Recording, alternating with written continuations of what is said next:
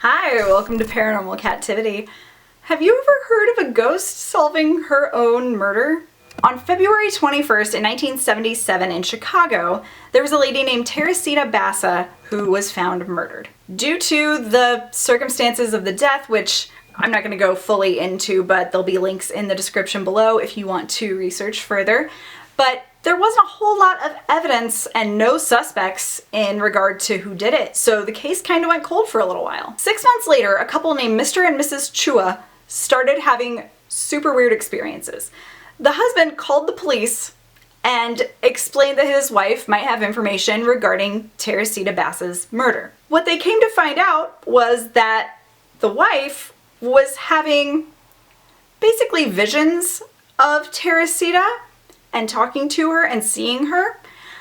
And then it progressed to where she was going into trance states and saying that she was Teresita. She became more and more terrified of these experiences, but the information just kept coming. So the police who were contacted did decide to write down and investigate further what she was saying, at least.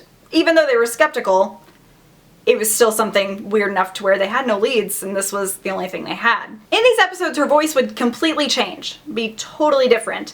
And in addition to saying, "I am Teresita Bassa," she also said, "The man responsible for my murder was a man named Alan Showery, and the proof can be found with his girlfriend. After he killed me, he gave my jewelry to his girlfriend." So police did find out that she actually worked at a hospital in Chicago with a man named Alan Showery. The police did question him, and he said that he had gone to her house actually to fix her television, but that was his only interaction there. They went on to talk to his girlfriend, and his girlfriend happened to say something about him giving her a late Christmas present of jewelry.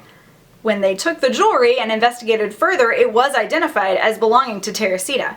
So this evidence was brought to Alan, and he ended up confessing to murdering her. The weirdest part of this story, though, was after this dude was caught and confessed to murdering her, he only served 14 years in prison. So how effed up is that?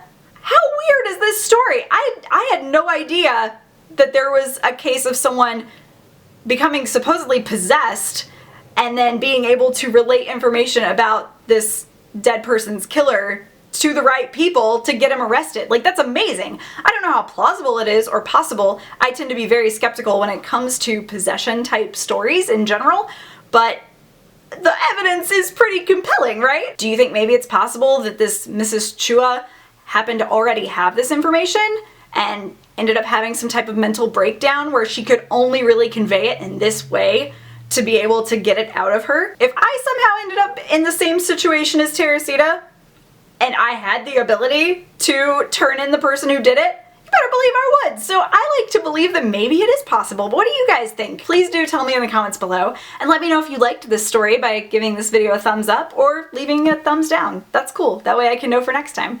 And be sure you subscribe if you haven't already, and turn on the notification bell. That way you get notified every time I upload. I'm Kat, and this is Paranormal Captivity. Have a strange day. Bye.